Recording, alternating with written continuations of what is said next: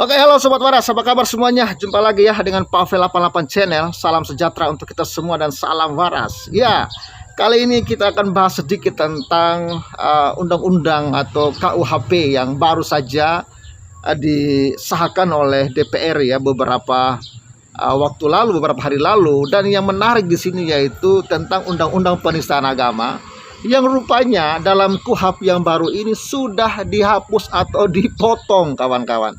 Kenapa ya? Dan saya setuju ya. Kenapa pemerintah melakukan hal ini? Karena memang menurut saya selama ini ya, undang-undang penistaan agama ini adalah undang-undang atau pasal karet yang sudah memakan korban ya, dan begitu banyak korban ya, baik tokoh politik ya, tokoh agama, masyarakat jelata ya, masa gara-gara tolong kecilin toa ya karena kebesaran dianggap menista agama. Apa hubungannya toa dengan agama? Iya kan? Ya, Ahok ya yang hanya gara-gara mengatakan bahwa ya jangan mau dibodohi ya oleh oknum-oknum ya tertentu, itu juga dibui 2 tahun. Ya bahkan banyaklah kawan-kawan, bahkan yang terbaru saat ini ya sahabat kita Gracia Pelo juga harus ditahan gara-gara dianggap menista agama tertentu. Dan pasal ini ada kawan-kawan pasal yang sudah menyebabkan tumbuhnya intoleransi di bangsa ini, yang telah menumbuhkan radikalisme di negeri ini. Karena apa? Kalau kita mengkritik mereka anggap penistaan agama, penistaan ulama lah dan lain sebagainya. Wah, yang penting ribet deh. Ya, dan bagaimana lebih jelasnya tentang undang-undang yang baru ini, kita akan dengarkan penjelasan yang menurut saya sangat mantap oleh Guntur Romli, dan ini perlu kita simak supaya kita punya sedikit gambaran tentang KUHP yang baru ini. Dan dalam KUHP yang baru ini justru sebenarnya lebih menekankan untuk melindungi umat yang beragama. Jadi misalnya kita lagi beribadah ya di rukola atau di mana di gereja, tiba-tiba ada orang yang datang ganggu ribut atau datang bawa toa putarin musik-musik tertentu untuk mengganggu ibadah, maka orang-orang seperti itu akan ditindas atau diadili oleh undang-undang yang baru ini. Ini menarik kawan-kawan. Oke, bagaimana lebih jelasnya? Jangan lupa dukung terus Pavel 88 Channel dan dukung terus pembangunan rumah ibadah kami supaya semakin banyak lagi orang-orang yang akan diberkati lewat rumah ibadah kami yang sedang kami bangun ini. Terima kasih untuk kalian semua.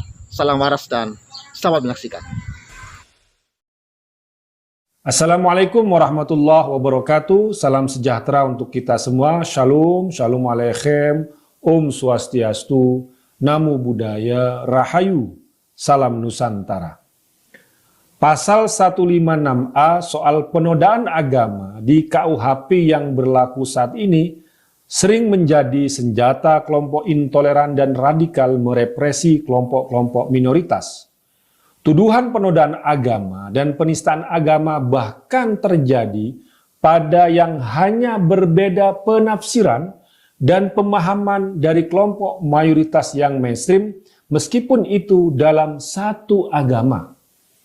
Usaha-usaha uji materi judicial review yang dilakukan berkali-kali ke Mahkamah Konstitusi (MK) pada pasal 156A selama ini gagal total. Bahkan salah seorang penggugatnya adalah Gus Dur, Kiai Haji Abdurrahman Wahid, yang menggugat keberadaan 156A. Selama ini pasal 156A sering disalahgunakan dan menjadi senjata kelompok-kelompok intoleran dan radikal yang telah membawa korban-korban tak bersalah masuk ke dalam penjara. Mereka dipenjara karena keyakinan dan kepercayaannya. Beda penafsiran dan pemahaman dianggap kejahatan, dianggap penodaan, dianggap penistaan terhadap suatu agama. Kritik terhadap pemahaman keagamaan juga bisa dituduh melakukan penodaan terhadap agama. Basuki Cahayapurnama, Ahok, adalah salah seorang korban pasal itu.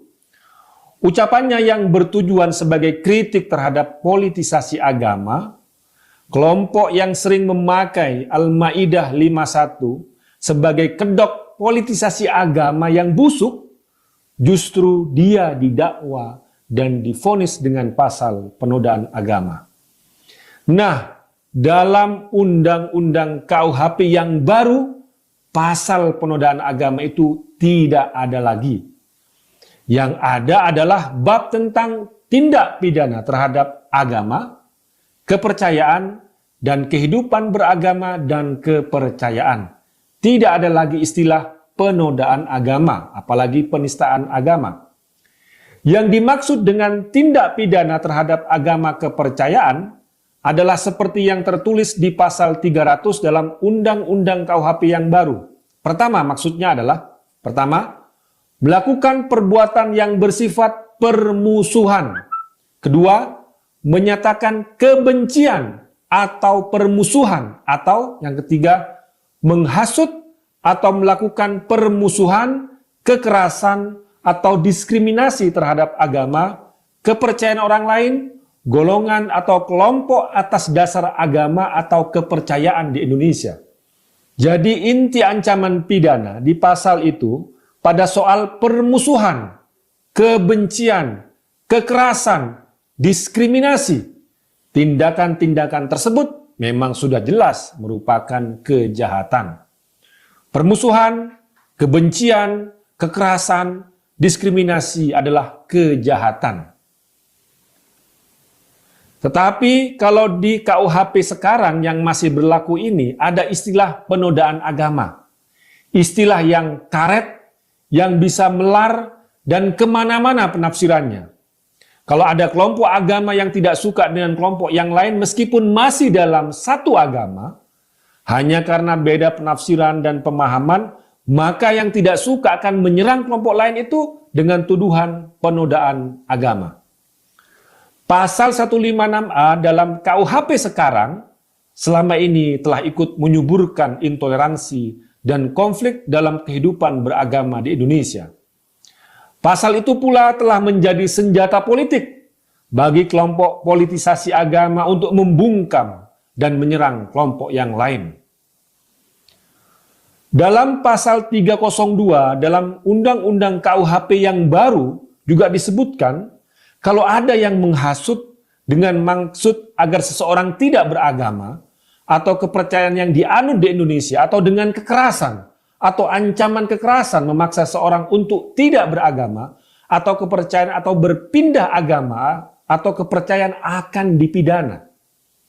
Poinnya adalah ancaman pidana itu pada tindakan penghasutan, kekerasan, dan ancaman kekerasan. Tujuannya untuk melindungi orang yang memeluk agama atau suatu kepercayaan. Karena itu, orang yang sudah memeluk agama atau kepercayaan akan dilindungi dengan Undang-Undang KUHP yang baru ini dari segala tindakan penghasutan, diskriminasi, dan ancaman kekerasan. Dalam Undang-Undang KUHP yang baru juga ada perlindungan pada rumah ibadah dan kegiatan keagamaan. Dalam pasal 303 disebutkan, kalau ada orang yang membuat gaduh di dekat tempat untuk menjalankan ibadah pada waktu ibadah sedang berlangsung, atau orang yang mengganggu, merintangi, atau membubarkan pertemuan keagamaan atau kepercayaan, atau ada orang yang dengan kekerasan atau ancaman kekerasan mengganggu, merintangi, atau membubarkan orang yang sedang melaksanakan ibadah atau upacara keagamaan atau kepercayaan akan ada ancaman hukumannya. Kita masih ingat ada video yang dulu beredar, ada umat Kristen yang melakukan kebaktian tapi diganggu dengan toa-toa yang didekatkan kepada mereka dengan suara-suara yang keras. Nah ini kalau terjadi setelah Undang-Undang KUHP baru ini diresmikan, maka orang-orang itu akan kena pasal pidananya. Nah, menurut saya, pasal-pasal soal tindak pidana pada agama dalam Undang-Undang KUHP yang baru ini sudah tepat. Meskipun judulnya masih menggunakan tindak pidana pada agama. Tapi yang dilindungi sebenarnya adalah orang-orang yang memeluk agama dan kepercayaan. Karena pada prinsipnya saya setuju dengan Gus Dur, Tuhan itu tidak perlu dibela. Agama itu tidak bisa dinista. Kepercayaan tidak bisa dinodai. Bagaimana kita manusia-manusia yang lemah bisa membela Tuhan yang maha dalam segalanya. Yang perlu dilindungi adalah orang-orang yang memeluk agama dan kepercayaan. Agama diturunkan untuk melindungi manusia. Kok dibalik manusia mau melindungi agama? Seakan-akan merasa lebih besar, lebih agung dari Tuhan itu sendiri. Karena itulah banyak terjadi pengambil alihan peran Tuhan secara paksa untuk melakukan kesewenang-wenangan terhadap pihak lain yang berbeda. Orang yang memeluk suatu agama atau meyakini suatu kepercayaan tidak bisa dijahati, tidak bisa didiskriminasi, apalagi diancam-ancam dan dijatuhkan kekerasan. Pendapat saya tadi tentu saja tidak menutup kemungkinan kalau ada pihak-pihak yang tidak setuju dengan beberapa pasal dalam Undang-Undang KUHP yang baru ini, ada kesempatan untuk mengajukan gugatan. Namun dalam soal tindak pidana pada agama yang tujuan utamanya adalah melindungi orang-orang yang memeluk suatu agama dan suatu kepercayaan sudah pada jalan yang benar. Wow, menarik bukan? Ya, memang sebenarnya Tuhan itu nggak usah dibela. Karena dia itu maha kuasa. Ngapain Tuhan dibela? Emang lu siapa? Mikir dong. Oke, semoga Anda waras dengan video ini. Salam sejahtera, Tuhan Yesus memberkati dan salam.